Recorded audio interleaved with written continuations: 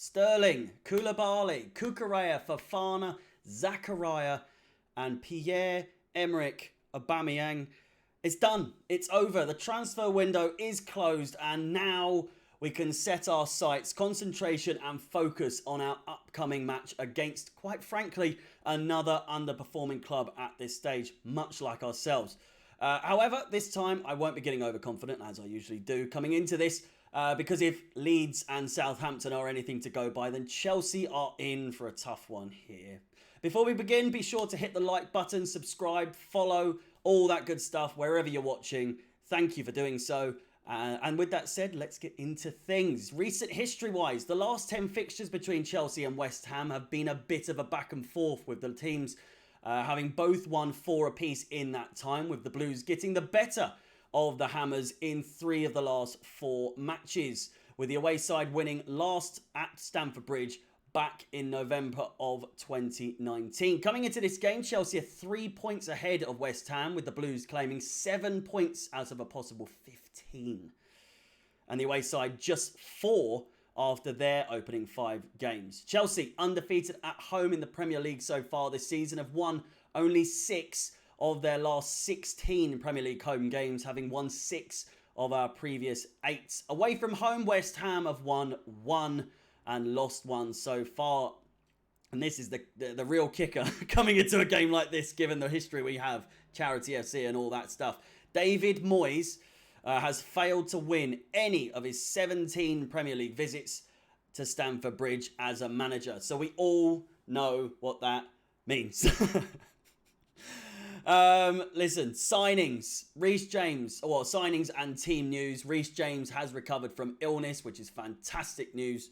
So it'll be fantastic to throw him back into the fold, especially for a London derby. Of all things, Chalobah is back in contention after recovering from injury. However, we all know with Fofana now a Chelsea player, he will hopefully get his debut. As for Aubameyang, again, we were under no illusion that he would be available to play. Not just a day and a half after signing, but also due to the obvious jaw injury that he has. Tuchel earlier today confirmed that he will need a mask made for him before he can play any minutes for the club. Zakaria will still require a working visa before he can play. So overall, it's only Fofana that will be getting the possibility of a debut performance. That goes on to what we were saying, transfer news. Listen. Overall, it appears to be a successful transfer window, with the club spending a total of £242 million, or that either give or take, just over, just under. The signings of Fofana and Sterling have to be my favourite.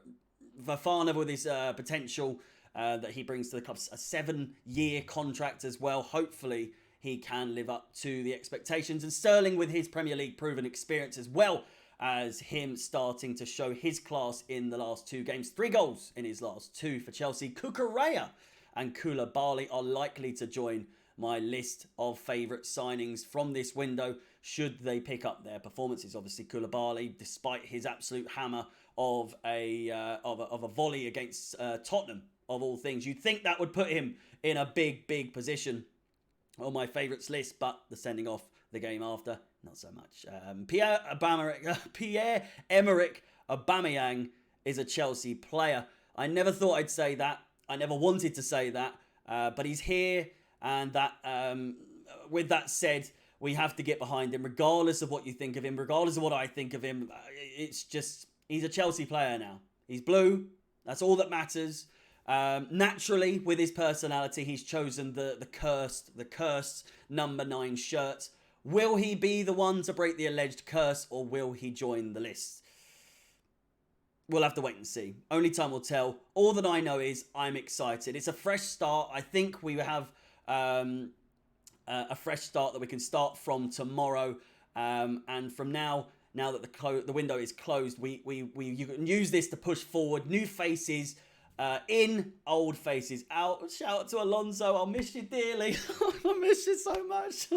My shithouse, Alonso. Marcus Alonso runs down the wing for me. Not anymore. He's off to Barcelona. He's already gone. And it's farewell, arrivederci's to my dear Marcus Alonso. One of the most underperforming but overperforming players that we've ever had. You know, Carabao Cup, FA Cup, Club World Cup, Super Cup, Champions League, Europa League, Premier League, all that stuff. I might be wrong about the Carabao Cup, but still an absolute delight watching him play. Regardless of what you lot think, I will miss Alonso dearly. Just one of my favourite players. Not necessarily for his quality, albeit said, I've always said his first touch, one of the best in the game, whether you like it or not. Free kicks as well, unbelievable. Just everything else, no bueno. As for this match, anyway, I think it would be silly to predict a comfortable win given the previous results. However, ever confident as I am, I feel this should be a win for Chelsea despite all that's happened. Should we show up?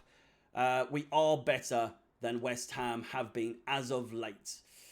That said, they were unfortunate not to pick up a result against Spurs on Wednesday. Of course, an own goal was the only thing separating them from winning against Tottenham on Wednesday. My prediction for this match, however, is 3-2 to Chelsea. Plenty of goals, plenty of madness, tons of mistakes from both sides, mainly Chelsea, but ultimately a Chelsea victory. With that said, a quick one today, but even still, I think, again, going on the transfer news, the window's closed. We can check that off. Tuchel can breathe. That's no longer a worry for him. It's no longer a factor that he has to stress himself over. Hopefully now he can focus 100% on the task at hand, and that is changing this Chelsea side into the winning team that we know we can be. Fofana, hopefully we'll get a debut game tomorrow, and again, it's going to be maybe a month or so until we see Pierre-Emerick Aubameyang in a Chelsea shirt on the pitch. Yeah, listen, thank you for watching. Be sure to like, subscribe, or follow. Hit that bell notification if you're watching on YouTube, or if TikTok has one of those things, then do that as well. Up the Chelsea. And hopefully the next time I see you in the match review, I will not be having a meltdown. Up the Chelsea, and peace.